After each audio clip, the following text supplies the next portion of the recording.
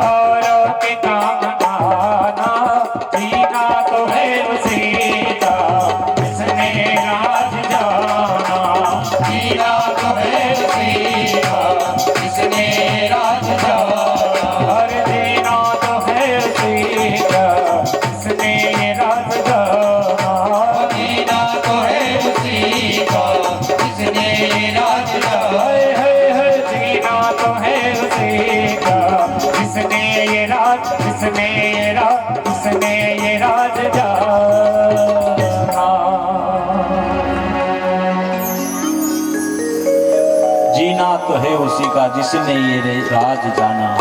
जो दूसरों के काम आ जावे ऐसा जीवन बने महाराज।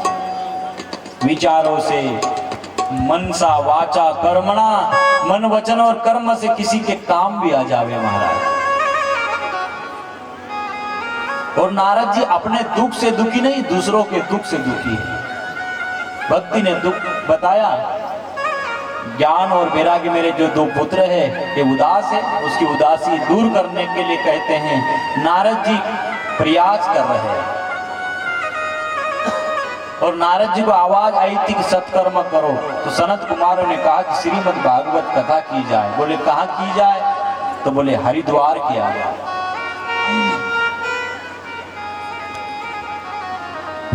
कहां पर कथा होनी चाहिए? हरिद्वार। हरि के द्वार पर कथा होनी चाहिए, ताकि जो बद्रीनाथ हिमालय में जो रह रहे हैं ऊपर है ना, हरिद्वार के ऊपर क्या है? अब आप गए नहीं हो तो क्या बताएं। जय श्री कृष्ण। हरिद्वार के ऊपर बद्रीनाथ है और हरिद्वार के नीचे मथुरा वृंदावन है। हरिद्वार बीच में है। बोले हिमालय में जो ऋषि मुनि तपस्या कर रहे हैं वो अपना ज्ञान ध्यान का अभिमान छोड़कर सरल बन के कथा में आए। और जो नीचे जो हरिद्वार के नीचे मथुरा वृंदावन में रह रहे साधारण लोग उच्च कोटि का भाव रखकर, श्रद्धा और भाव रखकर श्रीमद् भागवत कथा में बैठे। कथा में भाव को और विश्वास रखकर कथा में बैठ जावे महाराज, बहुत कुछ पा जावे। तो श्रीमद् भागवत कथा हरिद्वार में रखी गई। मेरे भाई बहन, श्रीमद् भागवत कथा में 18,000 श्लोक है, 12 स्कंद है, 335 अध्याय है। कितने अध्याय है? 335। 18,000 श्लोक, 12 स्कंद श्रीमद् भागवत कथा। नारद जी का फिर सनत कुमारों से प्रश्न हुआ। मेरे भाई बहन, ये परंपरा जो चली आ रही है श्रीमद् भागवत कथा की, ये परंपरा आप और हम ही नहीं चला रहे। नारद जी ब्रह्मा जी के मानस पुत्र है। कौन है? उनके बेटे हैं और वो कथा सुन रहे हैं हरिद्वार में सनत कुमारों से। हरिद्वार में कथा सुन रहे हैं। जहां पर भी मैं तो कहता हरिद्वार केवल वहीं हरिद्वार नहीं है, जहां पर भगवत भक्त सच्ची श्रद्धा और भाव से उच्च कोटि का भाव रखकर भी यदि कथा सुन ले महाराज, तो वो गांव ही हरिद्वार है महाराज। गांव ही हरिद्वार है। तो ये अपना गांव भी हरिद्वार हो जावे महाराज। मैंने पीछे कहा था वृंदावन धाम जैसा लग रहा था, पिछले बार आया था। जय श्याराम हरि नाम संकीर्तन होए सुबह सुबह, ऐसा लगे कि जिसका हिसाब नहीं महाराज। ऐसा लगे नहीं कि आपका गांव है, मुझे तो ऐसा लगने लग गया ये मेरा गांव है महाराज। तो भगवान का जहाँ कीर्तन भजन हो तो फिर क्या है, ये तो हमको पावर मिलता है। ऐसे भक्त जहां वही हरिद्वार है। नारद जी ने सनत कुमारों से प्रश्न किया कि क्या कोई पापी व्यक्ति भी श्रीमद् भागवत कथा सुनकर मुक्त हो सकता है? ये प्रश्न कौन कर रहा है? नारद जी। किससे कर रहे? सनत कुमारों से। श्रीमद् भागवत कथा प्रारंभ हुई हरिद्वार, वहां हरिद्वार में हुई और अपने सोनुद गांव में कथा प्रारंभ हुई कल से। कितनी तारीख से? 5 से 11। माने नारद जी और सनत कुमार जो कार्य किए सनातन हिंदू धर्म में, वही कार्य आप और हम भी मिलकर कर रहे हैं हमारा प्रमाणिक तौर पर। इसलिए सनत कुमारों ने कहा कि एक प्राचीन इतिहास सुनाता हूं। समस्त वेदों का ज्ञाता आत्मदेव ब्राह्मण एक नगर में रहता है, तुंगभद्रा नदी के किनारे। मेरे भाई बहन,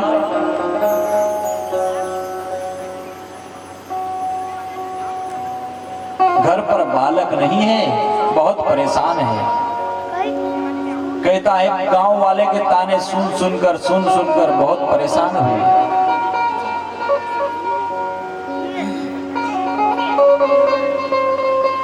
एक दिन गांव छोड़कर एक तालाब के किनारे जाकर बैठ गए।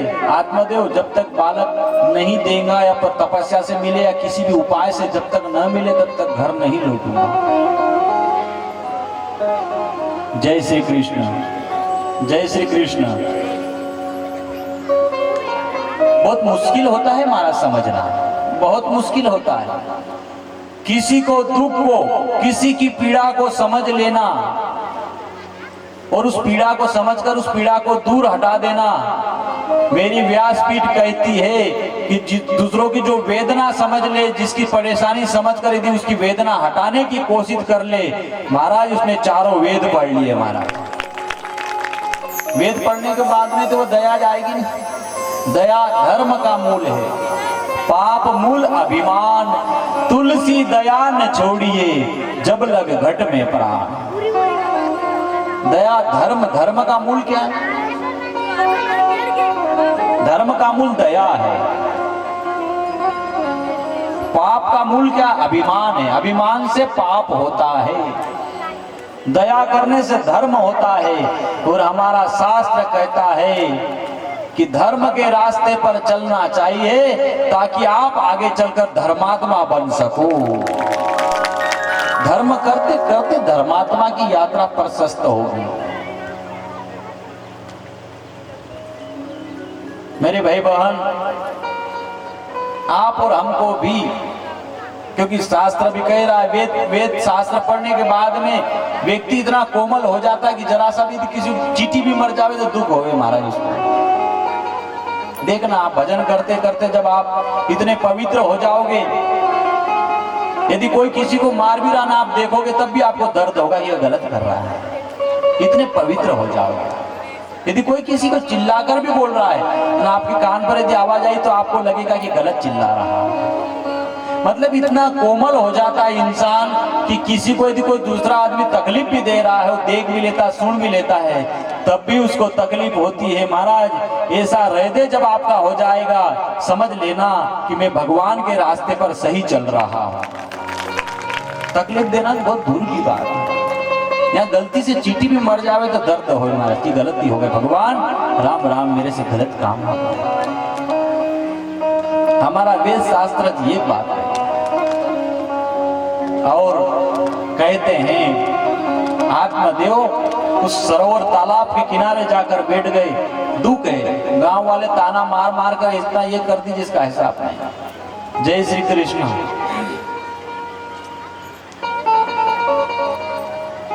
आत्मदेव ब्राह्मण की पीड़ा सहन करने जैसी नहीं रही।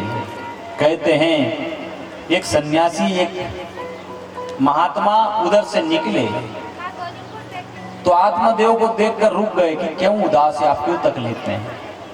बोले मुझे पुत्र रत्न की प्राप्ति चाहिए, मेरे घर पर बालक नहीं है, उस दुख से दुखी हूं।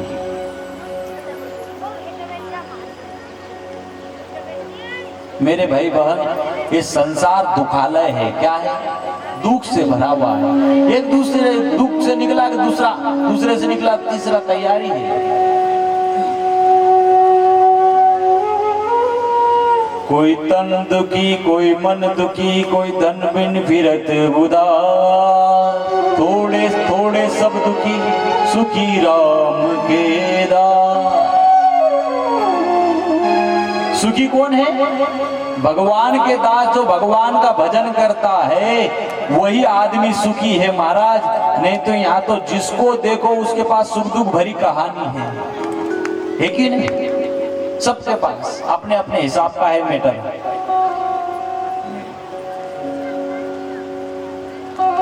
और संत ने कहा, उस सन्यासी ने कहा कि मैं आपके बहुत सारे जन्म देख लिया हूं, पर आपको एक भी बालक नहीं आपके भाग्य में है, आपको मिल नहीं सकता। फिर रहने दो, बोले आप तो ज्ञानी हो, छोड़ो इस मैटर में क्या, जिसके बालक है वो भी परेशान है, रहने दो। आत्मदेव ने कहा कि किसी भी हालत में मुझे बालक चाहिए। कहते संत ने कहा ठीक है। फिर संत ने अपनी तपस्या के बल से एक फल दिया और ये फल ले जाकर अपनी पत्नी को दे देना। आत्मदेव फल लेकर आए। जय श्री कृष्ण, जय श्री कृष्ण। संत क्या दिया? प्रसाद दिया है। क्या दिया है? संत प्रसाद देता है तो अपने जीवन से विषाद मिट जाना चाहिए, माने दुख मिट जाना चाहिए। प्रसाद से विषाद मिट जाना चाहिए। और प्रसाद ले जाकर वो फल लेकर गए हैं और पत्नी को दे दिया और गांव में चले गए। उनकी पत्नी का नाम है धुंधली है, जो बुद्धि से करकर स्वभाव की है। कहती है बहुत परेशान हो गई कि ये फल खाऊंगी और बालक होगा, कौन कष्ट उठाएगा। 9 महीने थोड़ी सी बात रहती तो ठीक बात रहती। अब जैसी उसकी बुद्धि है वैसा वो सोचे महाराज। बुद्धि तो सबके पास रहती है। जय श्री कृष्ण। सात्विक, राजसी और तामसी बुद्धि सबके पास है। कोई उसी बुद्धि से भगवान तक पहुंच गया, कोई उसी बुद्धि से शांति को उपलब्ध हो रहा है, कोई उसी बुद्धि से परेशान भी हो रहा है। सबके पास है पर कम ज्यादा। किसी के पास थोड़ी ज्यादा है, किसी के पास कम है, पर सबके पास है। जय श्री कृष्ण। महाराज उसकी बहन को बुलाती है और कहती कि ऐसा ऐसा हो गया, फल आया है। बोले एक काम कर, मेरे पेट में जो बालक है वो मैं दे दूंगी, इसको आप गाय को खिला दो और मुझे उसके बदले में पैसे दे देना। जय श्री कृष्ण। इसको कहते हैं कि भगवान जिसको जैसा चाहते वैसा ही करते हैं। अब प्रसाद मिला है, प्रसाद आया है घर में, तो प्रसाद खा नहीं रही और गाय को दे दिया ना। और संयोग से उसके बहन के घर बालक हुआ, वो बालक धुंधली को दे दिया गया और ढिंडोरा पिटवा दिया कि बालक हुआ। उसके पहले गाय के गर्भ से एक बालक हुआ, उसका नाम पड़ा गोकर्ण। और जो उसके बहन के घर पर जो बालक हुआ वो धुंधली देवी को देकर आई। कहती है धुंधली ने ढिंडोरा पिटवा दिया कि मेरे घर पर बालक हो गया है। मेरे भाई बहन, आपने कथा सुनी है। ये श्रीमद् भागवत कथा की प्रसिद्ध कथा है कि पापी से पापी व्यक्ति भी कथा सुनकर मुक्त हो सकता है। क्या उसी से ये प्रसंग चल रहा है। मेरे भाई बहन, ये श्रीमद् भागवत कथा में सनत कुमार नारद जी को कहते हैं कि जो गाय से जो बालक हुआ उसका नाम गोकर्ण रखा गया। और धुंधली ने कहा कि मेरा बेटा है, इसका लिए इसका नाम मैं रखूंगी। बोले इसका नाम धुंधकारी होगा। जय श्री कृष्ण।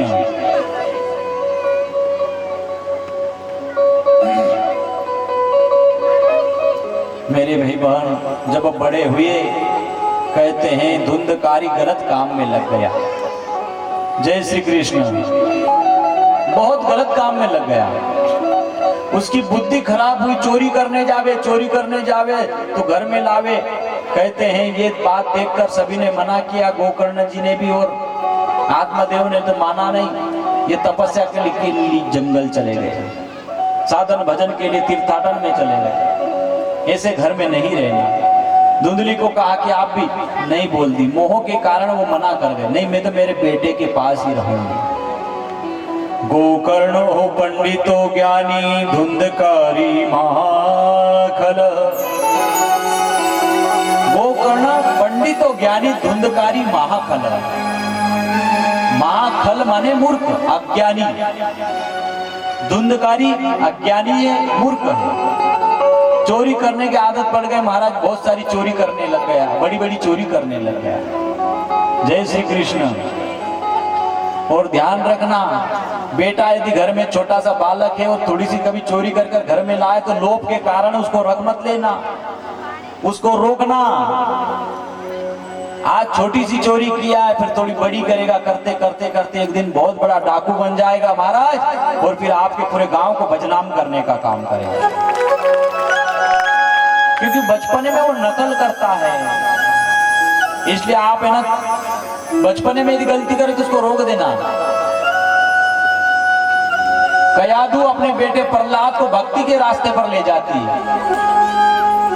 ध्रुव की माँ अपने बेटे को कहती बेटा भजन कर। इसलिए आज मैं इस भारत की माताओं से मेरा अनुरोध है कि अपने बच्चे को जब छोटा रहे ना तब से उसको भगवान का भजन कराना और बड़ों को प्रणाम करने की आदत डालना, संस्कार के बीज बो देना, ताकि बुढ़ापे में वो श्रवण कुमार जैसी आपकी सेवा करे। बुढ़ापे की सुरक्षा पहले से कर लो ना, फिर बाद में बोलते ये तो मेरा सेवा नहीं कर रहा। अरे पहले तो ध्यान दे देना था। बोया पेड़ बबुल का आम कहां से पाए, पहले से बचपन से भी ध्यान दे देते तो ये नौबत आती क्या। जय श्री कृष्ण, जय श्री कृष्ण। आप बुढ़ापे में रोए मेरा लड़का ध्यान नहीं दे रहा, क्या करूं। महाराज जी कुछ कृपा करो, बेटे में जरा सा भी समझ नहीं है। तो महाराज जी धीरे से बोल देवे तो कि बचपन में इसको संस्कार देना था माता जी। छोटा पौधा होता उसको आप इधर उधर झुका सकते हो, जब वो बड़ा हो जाए पेड़ बन जाएगा तो झुकेगा क्या, टूट जाएगा, पर वो झुकेगा नहीं। उस समय आप उसको कुछ नहीं कर सकते, इसलिए बचपन में संस्कार देकर उसको सही रास्ते पर ले जाओ। अपने बुढ़ापे की सुरक्षा अपने को खुद करना है। कहते हैं चोरी करने की आदत पड़ती गई और कहते हैं कि एक दिन उसकी माँ से पैसे मांगता है, पैसे नहीं देती धुंधली देवी, कहते हैं उसको मारने दौड़ता है। संस्कार नहीं ना।